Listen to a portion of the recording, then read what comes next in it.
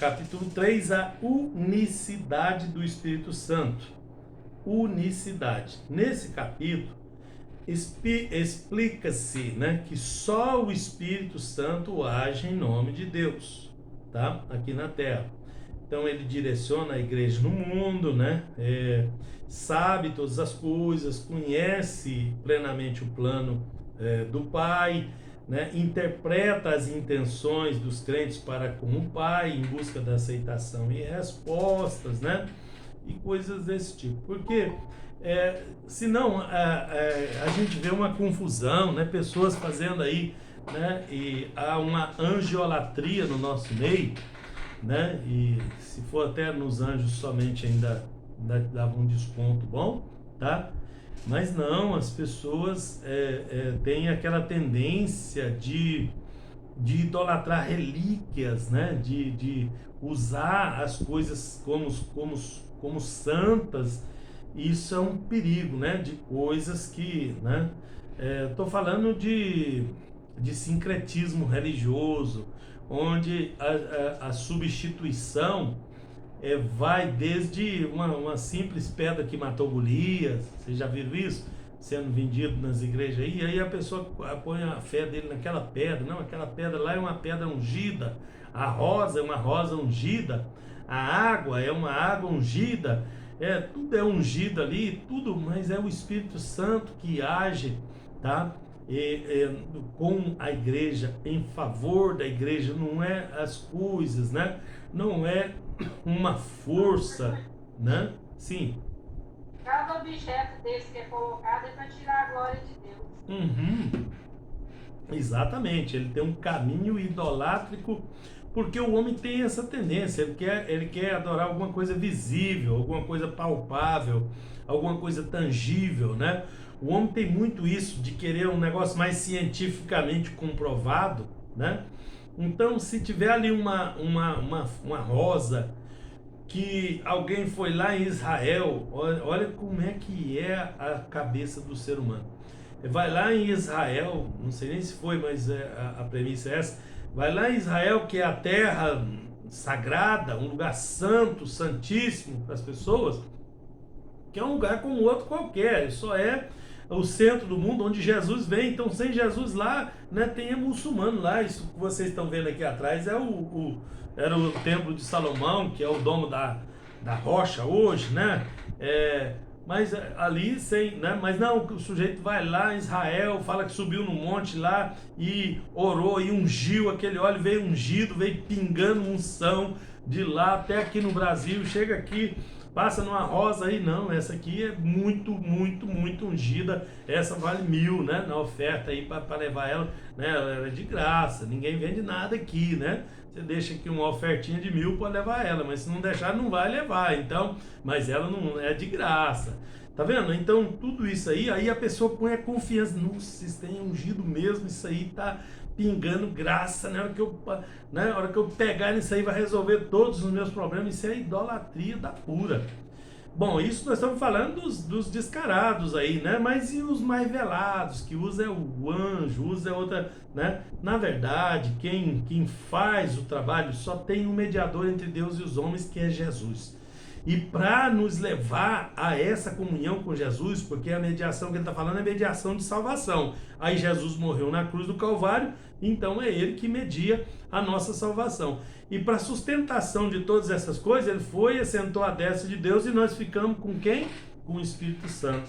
E aí é o Espírito Santo que nos conduz, é que nos interpreta a intenção do coração, é que nos dá o plano do Pai, que nos revela a palavra, que nos revela, tá, todas as coisas, e cura, e sara, e ganha almas, porque o homem não ganha alma, quem ganha é o Espírito, porque é o Espírito Santo que convence o homem do pecado, da justiça e do juízo. Percebeu aí? Então tá, é ele que age em nome de Deus, e só ele, tá? A direção do Espírito Santo para a igreja coletivamente, né, e para o cristão em particular, é onipotente, onisciente, onipresente, ou seja, divino, completo, perfeito, todos os atributos de Deus nele, tá? Tem todo o poder, sabe todas as coisas, está em todo lugar, que são os 3 atributos, tá? O segredo é que só ele trabalha em nome da Trindade Divina aqui na Terra em favor dos salvos, tá? Porque o Pai e o Filho estão lá no trono de glória, vamos dizer assim, tá? Não estou interferindo aqui, né? Só para entender também que nem é bem assim, né? A intercessão do Espírito pela igreja, né, é de perfeita qualidade e não dá espaço para dúvida, não sobra espaço para dúvida, né? Porque é divina, é definitiva, é perfeito. Se é perfeito, não tem dúvida, tá? É constante, é infalível, tá? É perfeito, tá? Toda intercessão é segundo Deus, né? Isso é dentro da vontade do Pai. Em Romanos 8, 27, né? Tá aí, Romanos 8, 27 diz assim: e aquele que examina os corações sabe qual é a intenção do Espírito, tá? E é ele que, segundo Deus, intercede pelos santos, tá? Então, segundo Deus, tá? Segundo a vontade de Deus. Então, ele também não tem vontade própria, mas é em comum com a vontade de Deus, tá? Bom, só ele sabe tudo. Só ele tem o poder de saber todas as coisas, né? Que a igreja é constituída de pessoas falhas, né? De pessoas que sujeitam a falhas, né? Mas o Espírito que habita em cada um sabe tudo, tá? Ele é onisciente. Onisciente quer dizer, ele sabe, ele tem ciência de todas as coisas, tá? O Espírito Santo. Então, o grande problema nosso é que não estamos muito próximos do Espírito Santo como deveríamos, tá? Que se a gente estiver próximo do Espírito Santo como deveria, ele nos orientaria. Eu não sei isso, mas ele sabe, ele me ajuda. Na hora de uma pregação, na hora de uma orientação, na hora de um problema, de uma tentação, de uma prova. Aí ele é quem nos orienta. Como ele sabe todas as coisas, se eu tiver em comunhão suficiente com ele, ele me orienta, ele mesmo, né? O problema é quando o homem passa na frente de Deus. Que isso, pastor? O homem não faz isso, não. Porque Jesus, eu vou falar isso só para exemplificar, tá? Mas vocês raciocinem, pensem, tá? Jesus falou, olha, aquele que quiser vir após mim, pegue a sua cruz e segue-me. Não é isso? Aí, então, ali, imaginando, ali no nosso imaginário, nós estamos vendo Jesus vai na frente e nós vem atrás carregando a nossa cruz. Cada um que quiser seguir Jesus, pega a sua cruz e vai atrás dele. Mas tem uns afoitos que, em vez de ir atrás de Jesus, Jesus dá uma diminuída na marcha, dá uma enroladinha. Aí tem uns que querem... Nossa, Jesus hoje está impossível, né? Nós não vamos chegar a tempo lá na frente e tal. Aí atravessa, vai na frente de Jesus e vai embora, né? O caminho parece ser um caminho só. Nós não sabemos o caminho, nós não sabemos o que nos espera, tá? Se nós passar na frente dele, ali na frente ele vira para a direita e nós já tá lá e de repente nós temos que voltar. Vocês estão entendendo? Se nós não tiver em comunhão perfeita com ele, indo após ele, nós vamos errar o caminho. Certamente nós vamos errar o caminho. Não estou falando do Espírito Santo. Ele nos dirige. Se a gente tiver em perfeita comunhão com ele, ele vai nos dirigindo o que fazer. Mas quando a gente pega a cabeça da gente, trai a gente, fala, não, é você que dá, né? E daqui a pouco você está achando que é você mesmo que está com, né? Com toda a força, com todo o poder e sai da presença dele. E ele sempre nos prova nisso, tá? Aquela questão de mandar Jesus vir lá do céu e nascer dentro daquela estrebaria e ser colocado no coxo ali, foi um plano maravilhoso de Deus para enganar os judeus, né? Não foi exatamente enganar, foi para mostrar para eles que Deus age do jeito que Ele quer. E aí eu que tenho que me aproximar dele, eu que tenho que andar nas pisadas dele. E a gente às vezes se trai e anda por caminhos diferentes. Mas saiba que o Espírito Santo é onisciente, ele sabe todas as coisas. Então ele tem condição de nos ajudar, de abrir a nossa mente, nos fazer entender, nos fazer gravar as coisas. É coisa tremenda, maravilhosa, tá? Então O cristão passa a ter uma segurança na fé, porque ele sabe que recebe uma ajuda confiável, direto de Deus, por meio do Espírito Santo de Deus, tá? E que sabe tudo antes, né? Antes dos acontecimentos, durante, depois, que sabe todas as coisas, que tem tudo no controle. Então, às vezes a gente não quer ir por ali, Deus manda, vai por ali. Não, vou por ali não, ali é roubada, eu não posso ir por ali. Porque eu uso o meu conceito, o meu saber, o meu entendimento, para avaliar que ali não é um lugar. Mas às vezes é ali que Deus quer abençoar, né? E os exemplos estão na Bíblia, né? É só a gente seguir. Tava lá Abraão e o seu sobrinho Ló, né? Tava dando lá o atrito entre os trabalhadores deles. Abraão chega e fala: não, vamos separar. Para onde? Para onde nós vamos? Bom, se você for para cá, eu vou para lá. Se você for para lá, eu vou para cá, né? E aí Ló dá uma olhadinha, fala: acho que as Campinas do Jordão ali, né, fica melhor para mim, né? Aquele negócio verdinho, aquela coisa retinha ali, tem uns pastos maravilhosos. Olha para o outro lado, pro lado da esquerda tá o Monte Sião, as montanhas de Efraim, aquele meio de Israel bem montanhoso, bem irregular. Ele deu uma olhada e falou: não, para ali eu não quero não. Aí ele foi para cá, Abraão foi para lá, né? E quem é que foi mais abençoado? Abraão atravessou aquilo, foi dar num lugar maravilhoso, e um lugar que mana leite e mel, né?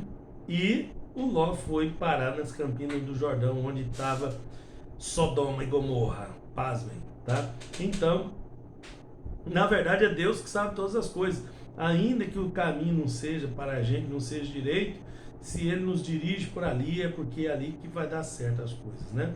Isso está na Bíblia, né? Acabei de dar um exemplo para vocês aqui, mas podia tirar um monte de exemplo aqui, tá? De pessoas que foram no caminho certo, de pessoas que foram no caminho errado, né? Por escolha própria, tá? Por escolha própria. Josias, um dos melhores reis de Judá, morreu por isso, tá? Escolheu o caminho errado e se deu mal, né, na guerra com o faraó do Egito, que nem precisava guerrear, ele não foi lá nem para guerrear com ele, tá? Se meteu em questão alheia, né, e acabou se dando mal, tá? Então, se a gente for seguindo, orientado por Deus, no nosso caso, pelo Espírito Santo, vai dar tudo certo, tá?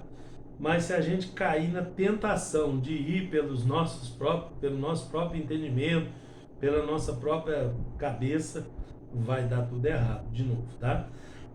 Bom, o Espírito garante tudo que fala, tá? E ele nunca cai em contradição, porque ele é Deus e ele conhece todas as coisas. Então, já sabe, né?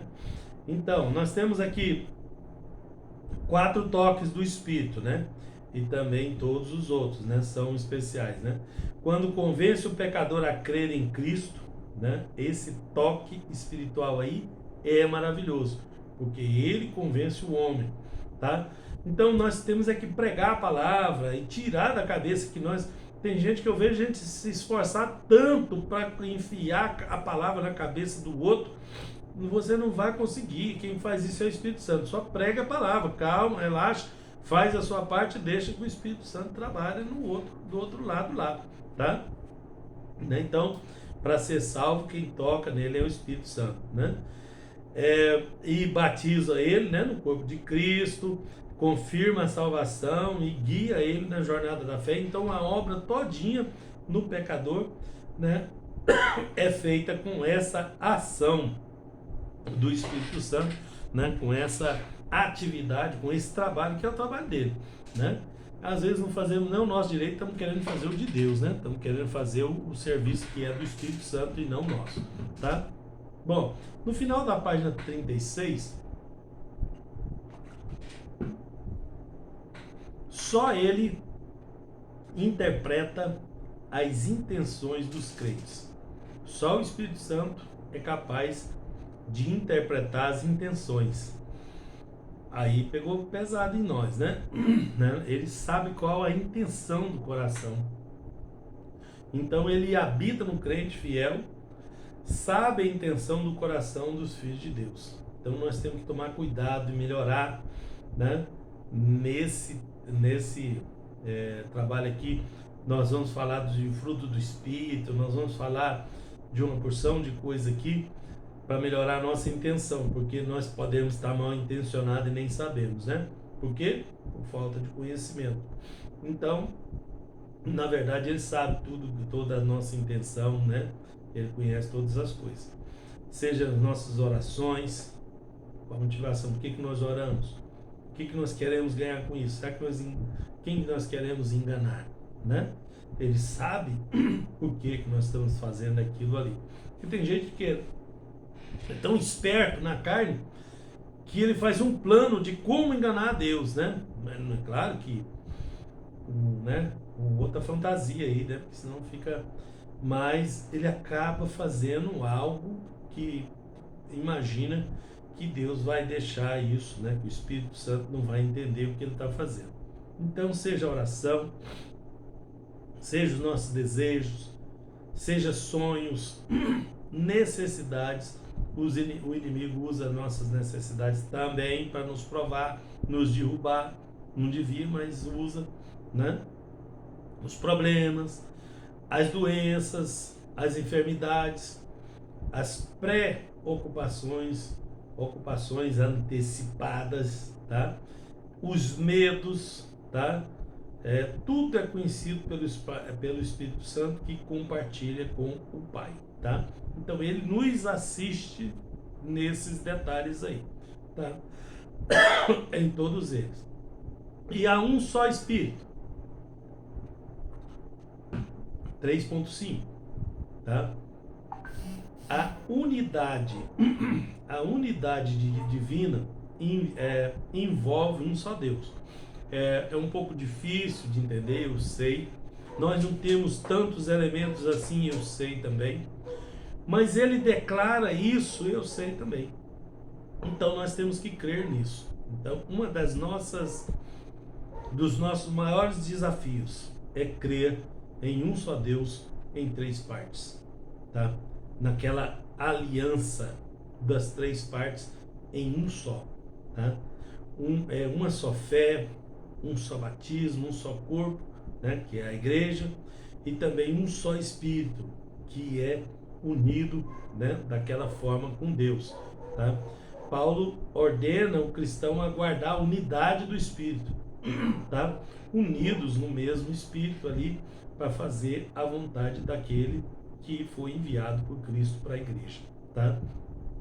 Cristo enfatizou essa unidade quando ele orava ao Pai, né? Dizendo, para que todos sejam um, como tu, ó Pai, o és em mim e eu em ti, que também eles sejam um em nós. Então, naquela oração sacerdotal, final de Jesus ali, em João 17, 21, 23, ele fala, né, na oração, ele declara isso, fala, para que todos sejam um, tá? Ó Pai, né, como tu és em mim e eu em ti, e também eles sejam um em nós, para que o mundo creia que tu me enviaste. Então, a unidade de pensamento. Então, o Pai, o Filho e o Espírito Santo têm uma unidade de pensamento. E aí ele passa isso para nós, para que nós também tenhamos unidade de pensamento. Se nós chegarmos, se nós entendermos, se nós crescermos na graça e no conhecimento da verdade, nós vamos nos aproximando disso. Cada vez menos tem pessoas se aproximando disso, de unidade de pensamento, de unidade espiritual. Porque quando eu era bem jovem na fé, os irmãos acreditavam que a unidade do Espírito era conquistada pela oração, também. Então fazia-se longas orações, mas eu via poucas pessoas estudando a palavra de Deus. Eles conseguiam um certo patamar, mas aquilo não era duradouro, né? Não ia adiante. Aí tinha revelação, tinha arrebatamento de espírito, né? Mas tudo era muito temporário, muito, né? Depois que eu fui aprender que a palavra de Deus é que dá uma substância maior para essa unidade espiritual, porque o conhecimento liberta. Conhecereis a verdade vos libertará. Isso não está falando de aceitar Jesus, não.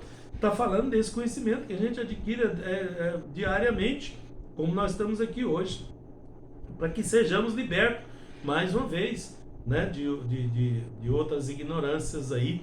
Ignorância que eu digo é falta de conhecimento, né? Não me entendam mal, tá?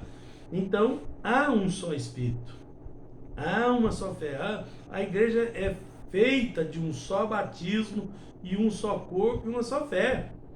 Ela tem que ser feita dessa triunidade aí também, tá? E também de um só Espírito, né? Então, o que o Espírito faz é em unidade com o Pai e com o Filho, né? E a igreja tem que manter a sua unidade também, né? A unidade da fé, tá? E isso nós só vamos conseguir conhecendo, orando, nos aproximando dele, né? Do Espírito Santo de Deus, que vai nos fortalecer, nos dar graça e nos conduzir. Ok? Bom, eu